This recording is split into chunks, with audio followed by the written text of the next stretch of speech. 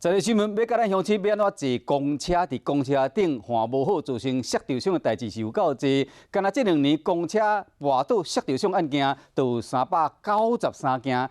到底上公车了应该换倒位较安全？做下来看卖。你看特别弄到机车，公车司机赶紧动车，车顶一白衫男子瞬间安全弄伫前面，去弄到落金甲个箱啊，当场闹火。这个伫去年8月发生的案件，即马判决出炉，法官认为驾驶无甲前面保持安全距离，以过失伤害罪判处驾驶有期徒刑5个月，使改扣罚金15万。回顾案件，驾驶虽然有疏忽过失，不过司法的当时先客嘛无甲这吊环给我掉。人多的时候，我就会拉吊环，先拉这个旁边，那有吊环再拉吊环。一般民众上了公车会拉这样子的拉环，但也有不少民众呢会选择扶旁边这样子的横杆。事实上，最安全的地方是抓直立式的杆子。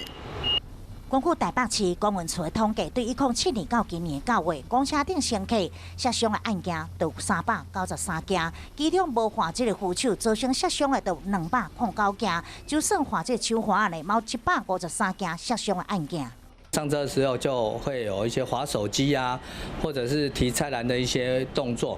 可是这个时候万一如果车子开始起步晃动的时候，还是非常危险。